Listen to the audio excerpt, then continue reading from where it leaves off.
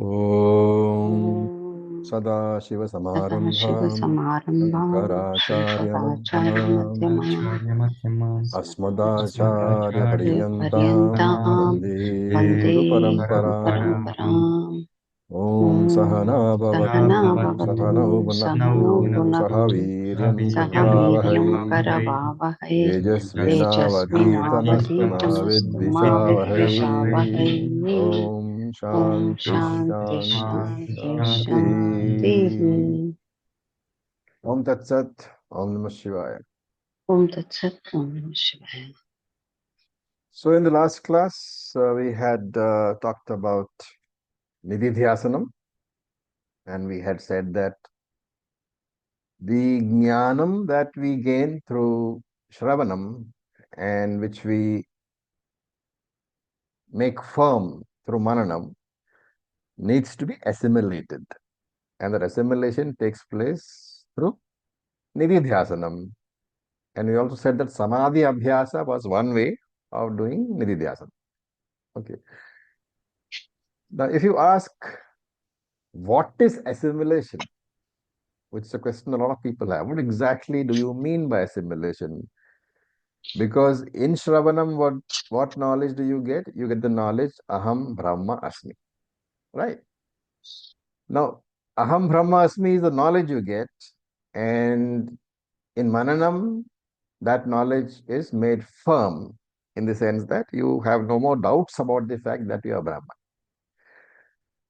But the knowledge has not sunk into your subconscious mind. And therefore, the percolation of that knowledge into the subconscious mind is called assimilation, which takes place through Nididhyasanam. What do you mean by percolation into the subconscious mind? It is a subtle vritti which is always there. So it need not be deliberately recalled. Like when you were Ajnanis. So I am very specifically and carefully saying when you were Ajnanis because I am sure all of you are Jnanis by now. So when you were Ajnanis, if somebody asked you, who are you? That I am a person, I'm a human being, I'm a man, I'm a woman. These thoughts are in your subconscious mind. They are subtle vrittis. They are always present. They need not be recalled. Deliberate recall is not there. It just is that knowledge is always there in your mind. So now as jnanis, this knowledge which you have gained through Shravanam and Mananam, that has to enter the subconscious mind. And sufficient amount of Nididhyasanam will ensure that this knowledge becomes a subtle vritti, which is always present. Which means even in Sushupti Avastha, subtle vrittis are there, right? So this is always present. So this is what we discussed. And we were on Karika number 42, which we will chant again. Karika number 42. Upayena nighanniyad Yena nigraniyad vikshiptam kama bhogayoho vikshiptam kama bhogayoho suprasannam laye chaiva suprasannam laye chaiva yatha kamo layastatha. yatha kamo layastatha. So now in these Karikas 42, 43, 44, and 45, four obstacles to Nididhyasanam, to meditation, are given. And not only that, the remedies are also discussed. So briefly, what are these four obstacles? Layaha. Layaha means sleep. So dullness of the mind, a tamasic state, right? And this tamasic state, everybody experiences. It is not that it is specific to a person. Everybody experiences that state. So layaha, dullness of mind, heavily overcome by tamas, sleepiness. That is an obstacle to meditation, because in meditation, your mind needs to be alert. Okay. What is the other side of it? If the mind is very alert, it has the tendency to wander. So that is the next obstacle, vikshepaha. So vikshepaha means restlessness or wandering mind. So this is the rajasic state. So in layaha, what guna is dominant? Tamas is dominant. In vikshepaha, rajas is dominant. Therefore, both tamas and rajas and the states arising from there, layaha and vikshepaha, are obstacles to the sattvic mind, because it is sattvic mind which is required in meditation. An alert, focused, concentrated mind is required, and both tamas and rajas, they are obstacles. So two obstacles, laya, vikshepaha. Then kashayaha. Kashayaha is a very specific terminology used, meaning a mind which is stagnating, in the sense that it is neither sleeping nor is it wandering. So is that sattvic? No. It's a stunned state of mind. So it's not available for meditation also. So this kind of mind you see when you receive, let us say, very, very bad news. So you are awake, but the mind is not available for thinking. You are not able to think because of the impact of that news. You can't say you're asleep, but the mind is not available to you. And therefore, this state of mind, which is caused due to very strong emotional disturbance, is called kashayaha. How is it relevant in meditation? So we can understand that when we receive very bad news, this particular state comes. But throughout our lives, there may have been, very unfavorable circumstances, unfavorable environment which we have gone through. And the mind has just suppressed this. Like you have not thought about it and resolved it, you have not accepted it. So the mind has just suppressed these memories. So these suppressed memories, they are very deeply embedded disturbances in the subconscious mind. And during meditation, because of the fact that your mind is quiet, you know that when the mind is quiet, thoughts come, right? Normal thoughts, we just let it rise, watch it, and let it disappear. But sometimes these deeply suppressed strong memories come. And when they appear, it has the same impact as if the actual emotional problem has appeared. And therefore, the mind is in a shocked and immobile state, not available to you for meditation. This is called kashayaha. So we have three: laya, vikshepaha, kashaya. And the fourth one is called rasaswadaha. Rasa means enjoyment. Swadaha is the taste. So rasaswadaha, when the mind is relaxed in meditation, what happens? There is a certain amount of comfort, certain amount of quietude that the mind enjoys. Because relaxation brings about peace. This is reflected ananda, pratibimba ananda. And it's something which can be experienced. All of us who have dabbled in meditation know that when the meditation is deep enough, the mind is very quiet, and in that quiet mind, ananda is there. You feel very, very quiet. A lot of people do meditation to enjoy that quietude of the mind, right? But here, what is Gaudapala saying? That quietude of the mind, which is brought about during meditation, because the mind is very quiet, in that quiet mind, the original Ananda, Satchit Ananda, original Ananda reflects. and a reflected ananda can be experienced. So this joy is a experiential pleasure which you experience at the time of meditation, deep relaxation. And this is a purely temporary state brought about by the fact that the mind is quiet and withdrawn. And since it is purely temporary, it will also go away when the mind becomes disturbed again.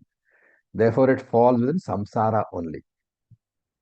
And most people, when they do meditation, they experience this joy and they want to experience it more and more. So they meditate again and again. Their purpose is only to experience this particular experiential pleasure, ananda, pratibimba ananda. But Shastra says that this pratibimba ananda is what? It is also a sense pleasure because it comes and it goes. It's temporary. It is anatma only. Therefore, Shastra says, don't get attached to this pleasure because there are a lot of people who are so strongly attached to the pleasure, to this particular ananda, this reflected ananda, that they sit in meditation for long, long hours. But there is no spiritual value in that meditation because it's like going for a movie. You enjoy the movie, you get pleasure out of the movie. You enjoy the meditation, you are getting pleasure out of that meditation. The spiritual value of going for a movie and having meditation and enjoying this quietude arising out of meditation, the spiritual value in both is zero. Right? Because in this temporary pleasure, what happens? Any external disturbance is frowned upon. Somebody comes and talks to you, you get angry. So this, though the whole thing is sattvic, the sattva itself is binding. And this is what Krishna said in chapter 14 of the Gita, that sattva can also be binding. So these are the four causes. Now, let us look at some of the remedies, right? So there is a sub-commentator called Vishnu Devananda Saraswati. He writes footnotes on the Bhashya. So he says there are three causes of sleep, right? The Gaudapada does not give remedy for sleep. He gives remedies for the others, but he doesn't give a remedy for sleep because he thinks all of us are advanced students, right? Here, therefore, a sub-commentator steps in and he says the causes of sleep are three. Nidra Sheshaha. Nidra Sheshaha is what? Backlog of sleep, right? If you do not have, if you do not give sufficient sleep to your body, your system will react. And generally, the number of hours of sleep vary for different people. Usually between 6 to 8 hours are required depending upon your constitution. And if you do not give that amount of sleep to the body, what will happen? The body will use the time of your meditation as the opportunity to catch up on that battle. And therefore, Nidra Sheshaha, as the word says, Nidra Sheshaha, remnant of sleep. So never keep a backlog of sleep. Always give the body the sleep required. That is the remedy for Nidra Sheshaha. Okay. The second cause of sleep is Bahu Ashanam. Ashanam is eating, right? So you should not eat too much. And therefore, what should you do? Eat in moderation, right? Then Samaha, overwork. That is the third cause. When the physical body is tired, it feels like sleeping. So that's one very important message for a long-term meditator. Never do physical exertion beyond a point. Extra physical exertion has to be avoided. Of course, you have to do what is necessary to keep the body in fit condition. Right? These are three reasons which he says. But there is a fourth reason, which is not mentioned here, but which we should know because we are all long term meditators. What is the fourth reason? Habit, right? What is the normal thing you do when you want to go to sleep? You lie down, you close your eyes, you withdraw from all activities. And therefore, the mind begins to associate that withdrawal from all activities and closing the eyes as a association with sleep.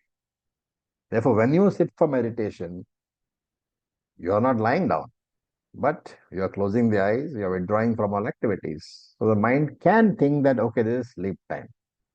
And therefore, you will find that when you meditate, sometimes you tend to nod off. And therefore, training is required to break this habit. So, what is the method? There is only one method. Before sitting for meditation, you give the mind an auto suggestion saying that I should avoid sleeping, I should be alert. Okay. So, up to this, we discussed the causes of laya, sleepiness, tamas, and the solutions. What is the next obstacle? Vikshepaha. Now, to attack this obstacle, you should know why the mind becomes restless and wanders. So, one of the main causes of wandering of the mind is what? Ask, what does the mind wander towards? And if you ask that question, you should know what is the main cause of wandering. What is the answer?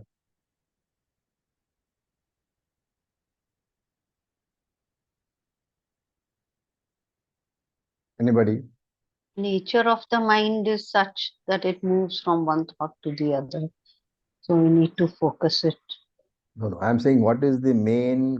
Let's forget about the nature of the mind. What is the Right. main reason why the mind wanders? What Raga does it Dosha. wander towards? Raga desires, the Raga Exactly. Dvesha. Huh. It wanders towards people or objects or events towards which you have a strong attachment, right?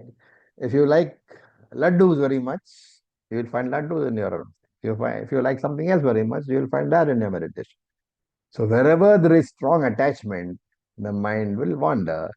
Therefore, raga or dvesha, for that example, for that matter, is a problem. And the raga dvesha has to be handled. And Krishna has given the method already, abhyasa and vairagya. In the sixth chapter, we saw. And the same abhyasa vairagyam, that method is also given in Patanjali Yoga Sutras. So repeatedly, we have to remind ourselves that remind the mind that raga is the cause for sorrow. And therefore, as far as possible, I should be as detached as possible. That is one method. What is the second method? The second method is Vedantic. You assimilate the teaching, dwell upon the teaching that Jagat is merely Namarupa. And how can I get attached to something which is almost non existent? So, Vairagyam here can be defined as turning the attention away from the world, knowing that it is a cause of sorrow, turning towards the Atma only. The second method to handle Vikshepa. Two methods, Abhyasa and Vairagya, and the scriptural teaching itself. Two methods. Then comes the third one, Kashaya, stagnation of the mind. So here Gaudapada says that for the stagnation of the mind, there is no solution. Because why? Why is there no solution? Because the mind is in the grip of deep emotion. And the emotions are so strong, it's not possible to, forcefully break that grip. And therefore, what you should do is remain in as a sakshi of the mind. Remain in sakshi bhavaha. You watch the mind, See that it is not available. See that it is in the grip of strong emotion, but just be a witness. Don't try to grasp, don't try to force the mind to come out of that particular grip. And Gaudapada says, be a Sakshi, and in due course, you will find that the mind is coming out of the Kashaya state. Then Rasaswadaha, so enjoying the pleasure of meditation.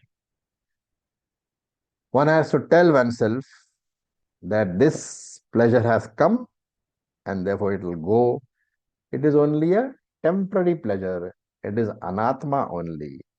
And that this temporary ananda, happiness, is only a reflection of the true atma ananda, which is my true nature. This is called using your wisdom, using your discrimination. And Gaudapada calls this as prajna abhyasaha, the practice of prajna. So this is what was said in this verse. The individual words we have already seen.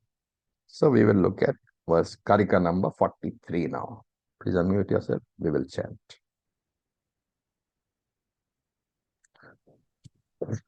Dukkham sarvamanusmritya Dukkham sarva anusmritya kama bhogan nivartayet kama bhogan nivartayet ajam sarvamanusmritya ajam sarva manusmritya ज्ञातं नैव तु पश्यति jatam naiva tu pashyati. Okay. Anusmritya. Anusmritya is constantly remembering that sarvam dukkham, everything is sorrow indeed. What should one do? Nivartayet. Turn your mind away from kama bhogan, from the objects of desire.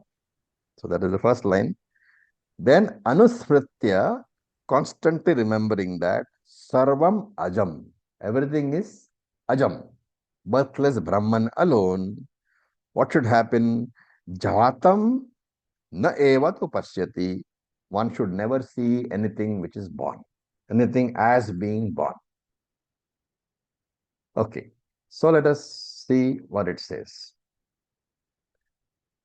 Here, remember that Gaudapada is talking about the remedy for Vikshepa. We have already given it in the gist as a gist form, but this is the actual verse. And the first solution for Vikshepa is what? Dosha Darshanam. That is, we saw that in Gita, Dosha Darshanam. Look at the defects. So, Anusmritya Sarvam Dukham. Constantly remind yourself that the world is a source of sorrow. Constantly tell yourself about the problems caused by raga, about the anxiety, the fear, all such things which come, all the problems which come when you get attached to an object and when the object is later lost or goes away from you. And if you do, you will get vairagya, right?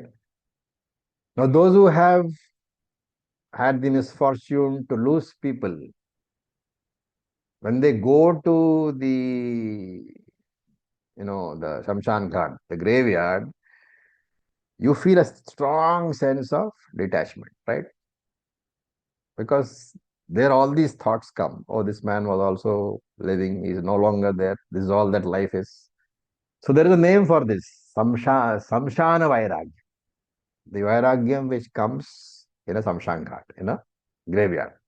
But this is temporary because once you go back and you go back into your life, that Vairagyam, that detachment no longer remains. And if you remember Gita, Janma Mrityu Jara Vyadihi Dukkha Doshanu Darshanam. Gita, Krishna has said. So that repeatedly thinking about these things, that is called Anusmritya. Repeatedly thinking, repeatedly remembering. Then Kama Bhogan Nivartayet. One should turn one's mind away from sense objects and the enjoyments born out of that sense objects. And therefore, remember that everything is actually Brahman only. Nothing is ever born. Whatever you see as being born, the body, your wife's body, your husband's body, your children's body, remember Brahman alone, nothing is ever really born. And this is possible only if you have assimilated the Vedantic teaching that Sarvam Brahm. Brahman alone is the cause. Everything else which you see is nothing but a product. Nama Rupa, name and form only. Whenever you see any furniture, remember it is only wood. Whenever you see any ornaments, remember it is only gold. Whenever you see anything in the world, remember that the substance is only Brahman. And therefore the world is mithya. It is not a substance at all. And how can such a non-substantial world give me security, give me ananda? And this constant remembrance is called Brahma Jnana Abhyasaha. And Krishna says, Abhyasena tu kaunteya vairagyana. Through Abhyasa and Vairagyam, that is the only way to overcome this. The clear understanding is what? There is no Anatma universe different from the Atma. Remember, this practice is for people who are advanced Vedantins. So, you have to tell yourself the entire universe, Ajam Brahma. Ajam Brahma Sarvamiti. The entire universe is nothing but birthless Brahman. And therefore, na eva tu pasyati. This jnani does not see this universe at all. Why? Abhavat. Because it doesn't exist at all. The world which you are experiencing all the time is not really there. What is really there is what? That consciousness principle, or Atma, which you can never experience. The ever experienced world is never there. The never experienced Atma is ever there. Very nice way to remember. So the first line says what? If you paraphrase the first line, it says the entire universe is sorrow. And the second line says the entire universe is Brahman. So A is equal to B, B is equal to C. Therefore, can you say that the entire Brahman is sorrow? Because entire universe is sorrow. Entire universe is Brahman. Therefore, Brahman is sorrow. That's the conclusion, is it not? Can you say that? No. So you have to, grammatically, if you look at it, the Vachyartham, the dictionary meaning for Jagat is Namarupa, right? Namarupa is sorrow. So you can say the Vachyartham for Jagat is sorrow, but what is the Lakshyartham for Jagat? Asti Bhati from Drik Drishyavekaha. If you remember, Asti Bhati Priyam Rupam Namacha Iti Amsha Panchakam Adhyatrayam Brahma Rupam Jagat Rupam Tatodvayam. What does it mean? There are 5 aspects to this universe. Asti, Bhati, Priyam. So Asti is existence, Bhati is awareness or consciousness, Priyam is Ananda. So Sat, Chit, Ananda, these are 3 of the things. The next 2 are what? Nama, Rupa. Therefore, there are 5 aspects of the universe. Asti, Bhati, Priyam, Nama, Rupam. Iti Amsh Panchakam. These are the 5 aspects of the universe. Out of that, Adhyatrayam Brahma Rupam. The first 3 are aspects of Brahman. What are the first 3? Asti, existence, Bhati, consciousness, Priyam, Ananda. Therefore, Sat, Chit, Ananda are the aspects of Brahman Tathodvayam. The next two, Jagat Rupam. What are the next two? Nama Rupam. They are the aspects of universe. So this is what is to be remembered. When you see the world and you say it is sorrow, you are looking at the Nama Rupa part of the world, right? But when you see the world and say it is Brahman, then you are looking at the Asti Bhati Priyam part of it. And therefore, by constantly remembering this Shastram, what does it mean? You have to take your mind away from Namarupa and fix it on Brahman. Whenever you see any object in the world, remember that there are these five aspects are there. Sat, Chit, Ananda, Namarupa is there. Ignore the Namarupa and focus on Asti Bhati Priyam, Sat, Chit, Ananda. May you learn to look upon Namarupa as Mithya and focus on the Satyam, which is Asti Bhati Priyam.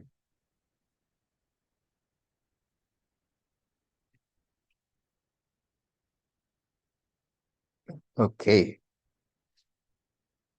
Now, please unmute yourself and we will go to the 44th verse.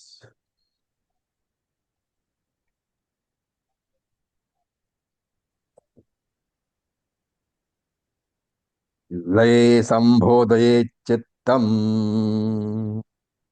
लये सम्बोधये सम्बोधये चित्तम् चित्तम् Chittam Shamayet Punaha विक्षिप्तं विक्षिप्तं शमयेत् पुनः शमयेत् पुनः पुनः Sakashayam Vijaniyat सकषायं सकषायं विजानीयात् विजानीयात् Samapraptam Na Chalayet. अमप्राप्तं न समप्राप्तं न चालयेत् चालयेत्. Okay, first the word meanings. Chittam Sambhodayet. You should awaken the mind, which is what lay, which is in tamasic state, in sleep, and vikshiptam, when the mind is disturbed, shamayet, one should quieten the mind. How? Punaha, punaha. Repeatedly, you should do.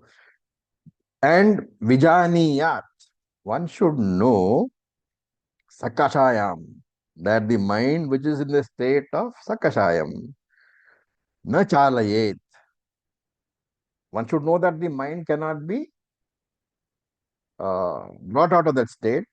So just keep a watch on that state. And sampraptam, the mind which has become quiet, which has become tranquil, na chalayet. You should not disturb that mind. Okay, he has given this summary over here. Now, look at the first line. The first line deals with laya and vikshepa, right? Punaha vikshiptam shamayet. After the withdrawal of the mind from the external world, what will happen? The mind will not stay withdrawn, right? It will run out again and again because that is the nature of the mind. What should one do? When it goes out, one should withdraw it again. This should be done again and again and again. And this also Krishna has said in chapter 6. And when you follow this abhyasa, whenever the mind goes out, you withdraw it again. Repeat that process again and again and again. What happens? If you do it regularly, laya sambodhaya chittam. The problem is that regular withdrawal of the mind will make the mind feel that this is the time to sleep. So laya sambodhaya chittam. The mind will in all probability go to the other side and sleep off. So going out and out towards objects of desire is rajoguna. When you keep on pulling it back from rajoguna, the mind jumps to the other end, tamaguna, and tries to go to sleep. What should one do? You should wake up the mind by using vairagyam and jnana abhyasa, right? So jnana abhyasa here means meditation, nididhyasana. So in this manner, by using the two methods, which are vairagyam, dispassion, And meditation, abhyasaha, what should you do? Laye. So laye means the mind which is in the deeply affected by tamas. Leenam mana sambhodayet. You should wake up that mind. That mind which is about to go to sleep, wake it up. Right? So this is the way of handling laya and vikshepaha. What about the third obstacle? This is mentioned in the second line. Sakashayam vijaniya. Once you have withdrawn the mind from going out, so vikshepa has been mastered, and you have prevented it from going to sleep, so laya has been mastered. What happens? The mind is in a meditative state. But sometimes during that meditative state, when the mind is quiet, you will find that meditation is not taking place. It is like in the old days, you had the records, right? So, supposing the record got stuck in one groove, what will happen? The same sound will come again and again.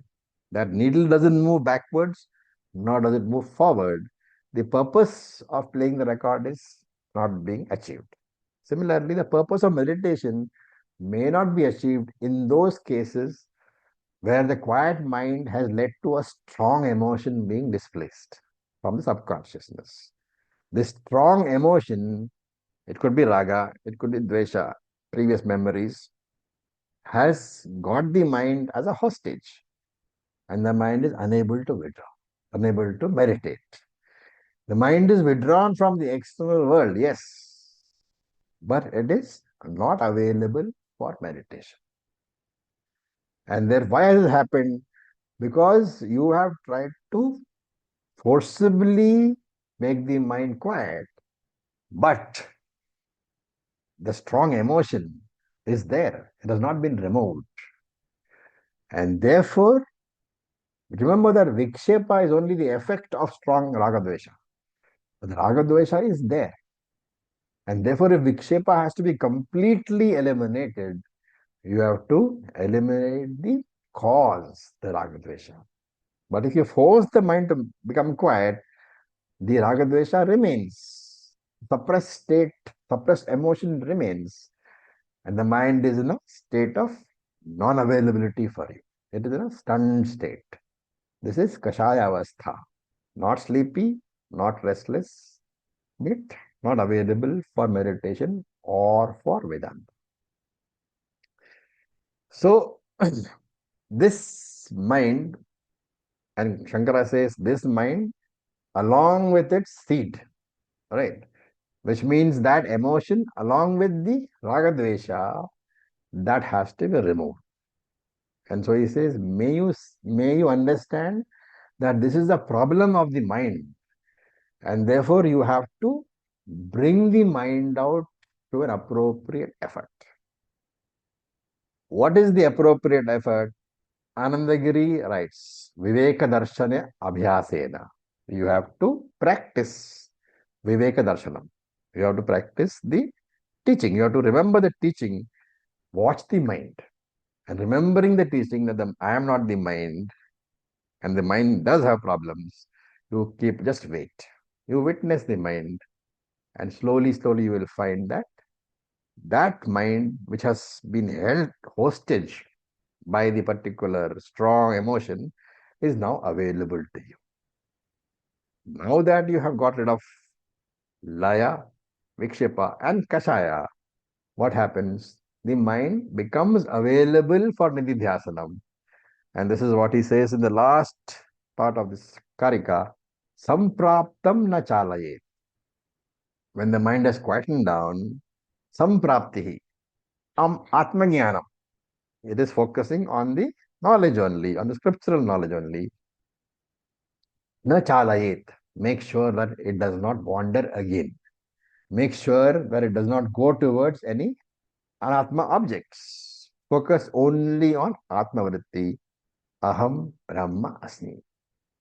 In that aham brahma asmi, remember that any word you use, even if you use the word anatma, embedded in the anatma is the atma.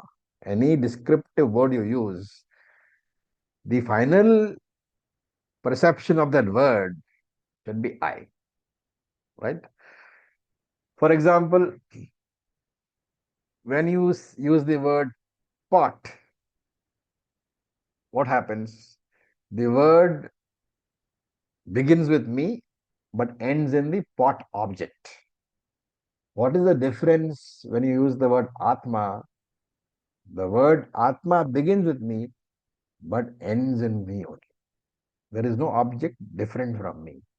So, therefore, I say any word you use, you should be able to perceive Brahman there. So, the word should begin from you and end in you only. That is the practice. Everything ultimately is to be seen only as Brahman, whatever it may be. Okay.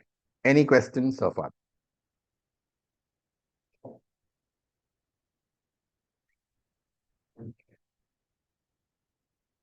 Okay. So let us look at Karika number 45. Please unmute yourself. नास्वादयेत् सुखं तत्र नास्वादयेत् सुखं तत्र निसङ्गः प्रज्ञया भवेत् निसङ्गः प्रज्ञया भवेत् निश्चलं निश्चरस्तं निश्चरचित्तम् निश्चलं निश्चलं निश्चरचित्तम् निश्चलं निश्चरचित्तम् निश्चलं निश्चलं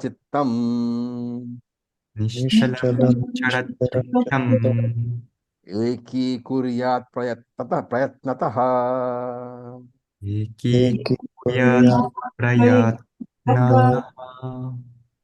Okay. So, na avasadayet.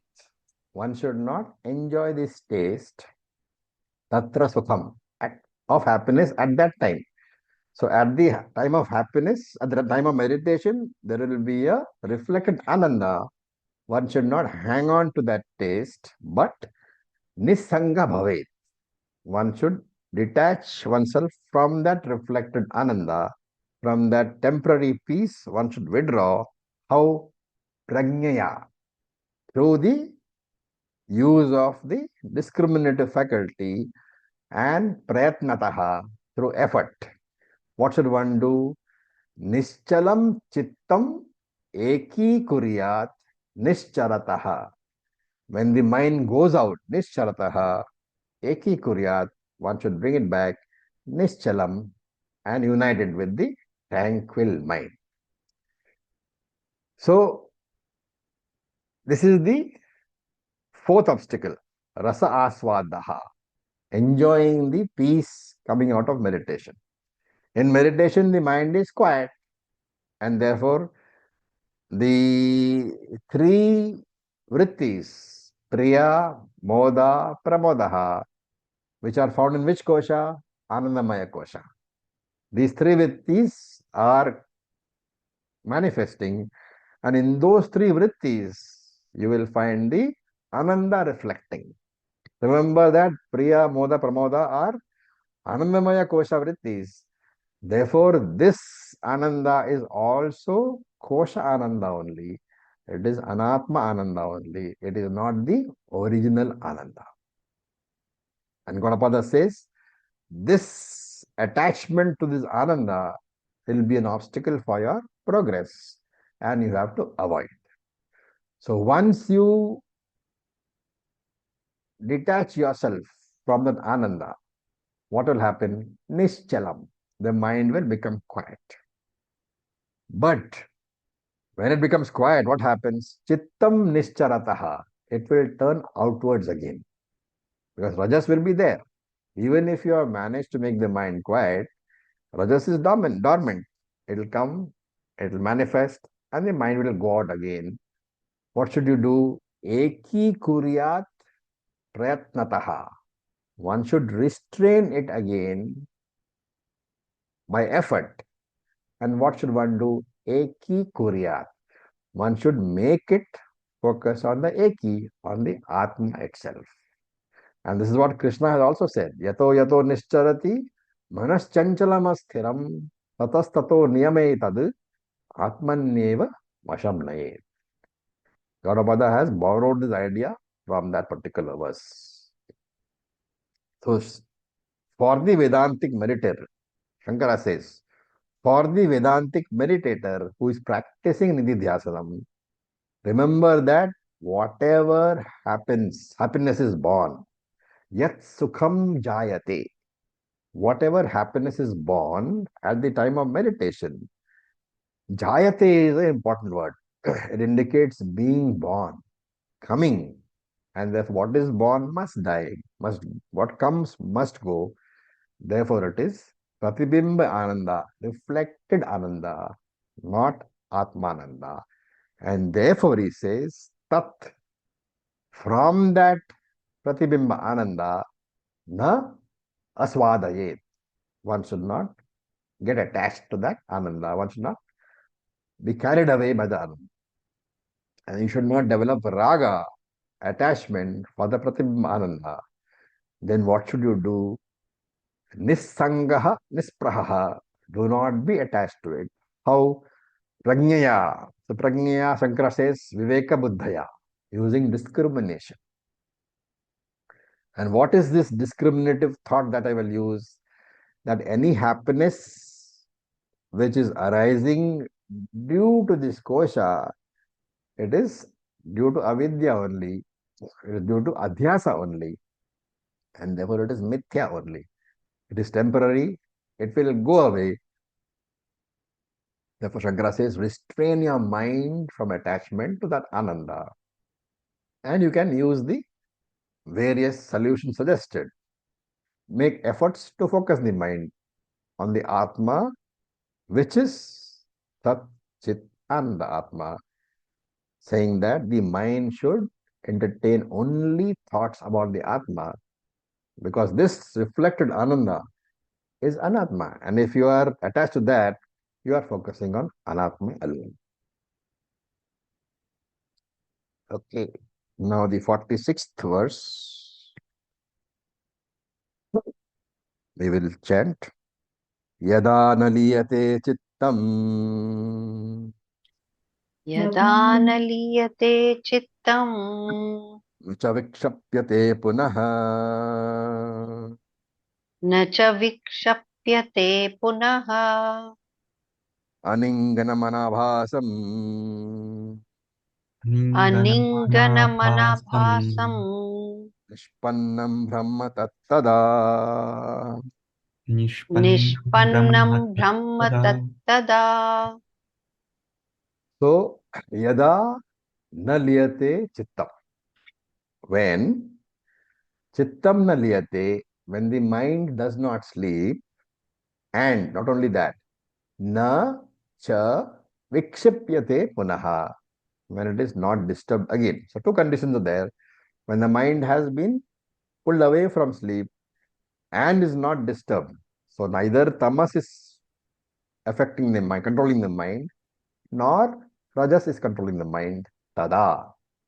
At that point of mind, aninganam, motionless. Aninganam means free from anatma vritti. So ninganam means fluctuations, thoughts, anatma vritti. Aninganam means free from anatma vritti. That mind is free from all anatma thoughts, and therefore only anabhasam. No reflection is there. When thoughts are not there of the anatma, there is no reflected thought, there is no reflection of the anatma. Anatma objects are not there. So abhasa here means objects of the thoughts. Anabhasa means there are no objects of thoughts. The mind is free from anatma thoughts. What happens to the mind? Nishpannam Brahma. It becomes Brahman. So, in other words, when the mind stops sleeping and at the same time is not subject to vikshepaha, then that motionless, restful mind has become Brahman. It's a very, very important verse. Yada na liyate chittam. When the mind has successfully overcome the obstacle of laya, nacha vikshipyate punaha, and has successfully overcome the obstacle of vikshepaha. And of course, it's not said here, but we have to supply that also the other two obstacles, kashaya and rasaswada, have also been overcome. Then the mind is not having any anatma thoughts. Tat tada nishpannam brahma. Then the mind becomes Brahman, right? So mind becoming Brahman, we all know by now. The becoming is a figurative usage, and mind is genet upalakshanam, right? Upalakshanam is a general word used for all anatma. So when you say mind becomes Brahman, mind is understood as Brahman. You have to also say that mind is representing the entire body, mind, sense complex and the world. So the whole world has to be understood as Brahman alone, will be understood as Brahman alone. All obstacles to Jnanam have now been overcome. Right? What are the obstacles?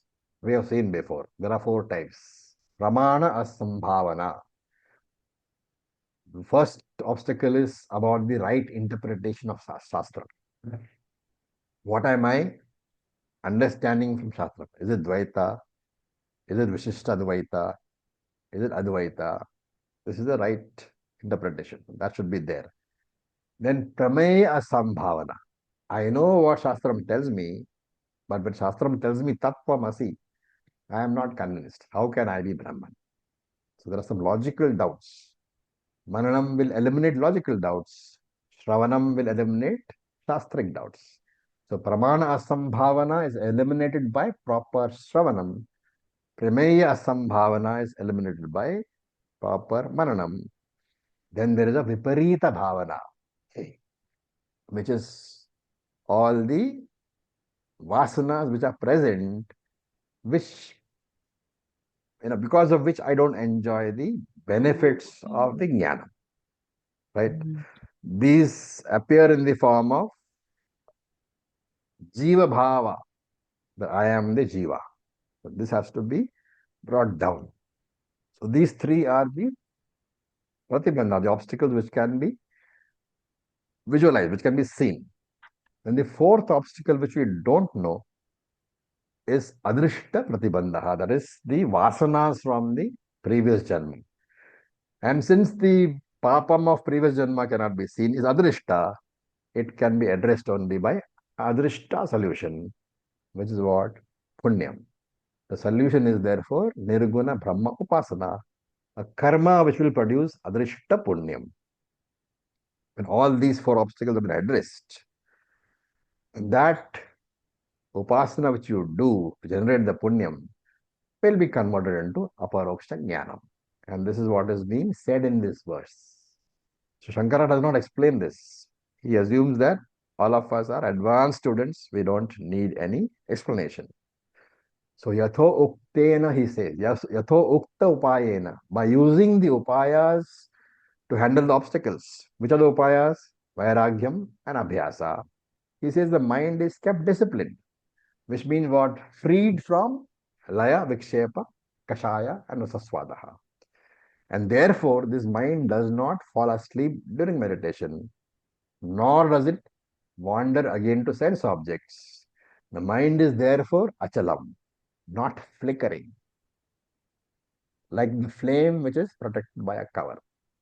You should connect it to sixth chapter, Yathadipo Nimatastaha. Just as the flame which is covered by the hurricane lamp does not flicker, in the same way, the mind does not entertain the thought of any anatma at all. And the mind is in this state, focusing only on the atma thought, not being disturbed by any anatma thought. Tada, at that point of time, nishpanna brahma. The mind becomes Brahman. The mind understands that it is Brahman alone. Once the fact that I am Brahman has become a fact for me, that means I know it so well. It is subconscious thought for me. I don't need to deliberately recall it, then the need for nididhyasana is over. Right? The mind is spontaneously absorbed in the teaching. That spontaneous absorption is jnana samadhi. So with this, we'll stop for today. We have, I think, 2 verses more, which we'll do in this chapter, which we'll do in the next class. Any questions?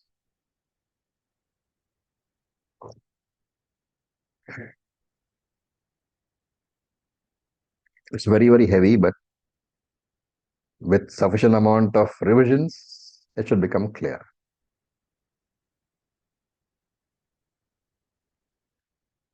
Okay. Thank you for your patience. Om